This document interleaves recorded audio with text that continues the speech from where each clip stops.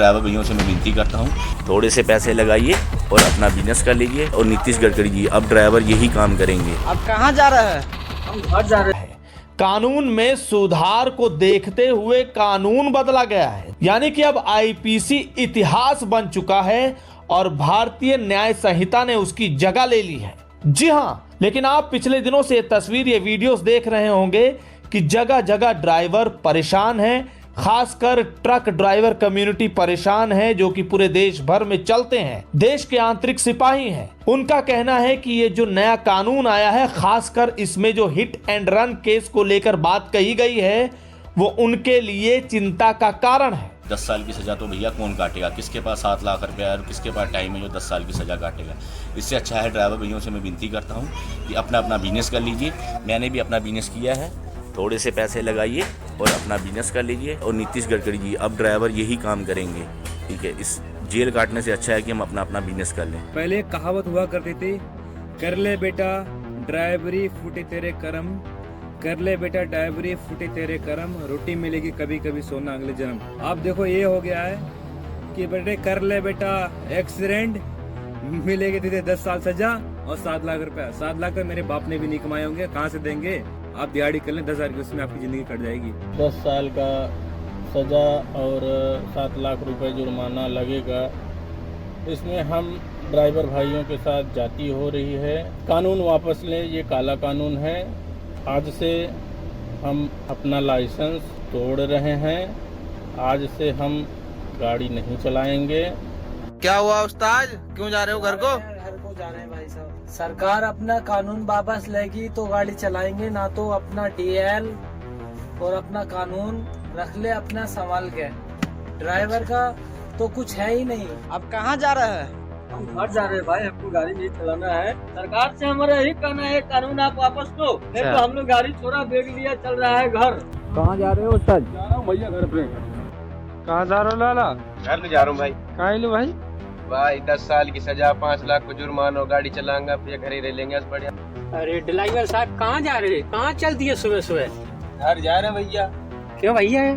क्या करें भैया, 10 लाख जुर्माना कौन भरेगा और 10 साल जेल कौन काटेगा? 15,000 रुपए सैलरी है और कहाँ से लाएंगे 10 लाख रुपए? खेत भी नहीं है, चलो खेत बेच के लाएंगे। मेरा झोरा दो, मैं घर जा रहे हैं। अरे भाई कौन 10 लाख रुपए देगा? कोई बात हो जाए, कौन जेल 10 साल काटेगा? तुम बताओ। अरे भाई साहब कहाँ जा रहे हैं? भाई साहब घर जा रहे हैं। और कहाँ जाएंगे भाई साहब यार? क्या हो गया? गाड़ी भी नहीं चलानी यार, मुझे बताओ यार। चलो चलो चलो। सारे ड्राइवर अपनी अपनी गाड़ी खड़ी करके गाँव जाने के लिए जा रहे हैं। अरे भाई कहाँ जा रहा? घर जा रहा भाई। के बाद 10 साल जेल में नहीं रहना भाई। वैसे तो ये सभी ड्राइवरों के लिए है जो भी रोड पर निकलता है, लेकिन ट्रक ड्राइवर इससे ज्यादा निराश और हताश हैं। और कहने वाले कह रहे हैं कि ड्राइवर लोग कंफ्यूज हैं, इसलिए ऐसा हल्ला कर रहे हैं, आंदोलन करने की बात कर रहे हैं। उन्हें ये कानून समझ में नहीं आया, लेकिन कानून तो पुलिस प्रशासन को और वकीलों को भी नहीं समझ में आ रहा है। जी हाँ, मीडिया रिपोर्ट्स के अनुसार ऐसी खबरें आ रही हैं, जांच अधिकारियों का मानना है कि ये कंफ्यूजन की स्थिति पैदा कर रहा है। जी हाँ, बिल्कुल कंफ्यूजन की स्थिति पैदा कर रहा है। इसमें बताया जा रहा है कि आईपीसी, जो कि अब पुरानी हो चुकी बात है, इसमें अब जो एफआईआर लिखवाने की सारी गतिविधि थी वो भी बदल चुकी है। लिहाजा वकील, जांच अधिकारी और अदालतों से जुड़े सभी लोगों में ऊहापोह की स्थिति है।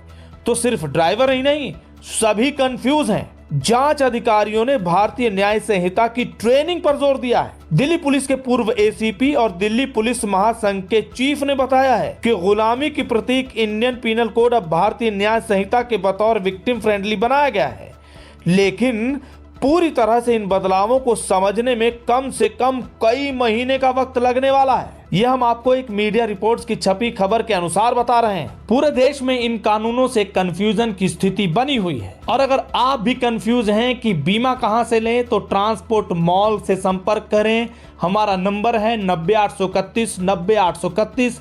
इस पर आप संपर्क कर सकते हैं और आप अपनी कंफ्यूजन दूर कर बीमा बनवा सकते हैं। मीडिया रिपोर्ट्स की ही एक छपी खबर के अनुसार आपको बताते हैं कि चंडीगढ़ में 22 दिसंबर को गृह मंत्री अमित शाह ने क्या कहा। उन्होंने कहा कि इस कानून को लागू करने के लिए एक फ्रेमवर्क तैयार किया जाएगा जो कि सभी केंद्र शासित प्रदेशों में भी लागू होगा, लेकिन दिसंबर 2024 तक। उनका कहना था कि दिसंबर 2024 तक सभी तरह का work infrastructure, software, training of human resources और कोर्ट का कंप्लीट कंप्यूटराइजेशन किया जाएगा और इन कानूनों को सभी केंद्र शासित प्रदेशों में लागू किया जाएगा। अब आप समझ सकते हैं कि दिसंबर 2024 तक इसे पूरी तरह से लागू किए जाने की बात की जा रही है, जो ये दर्शाता है कि अभी बहुत सा होमवर्क होना जरूरी है या इस पर बहुत सा काम किया जाना जरूरी है। यही बात जांच अधिकारी भी कह रहे हैं कि ये जो कंफ्यूजन की स्थिति बनी है इसको दूर किया जाना होगा ट्रेनिंग के जरिए। अभी ना तो किसी पुलिस प्रशासन को ट्रेनिंग मिली है, ना ही वकीलों को, वो सब ऊहापोह की स्थिति में है।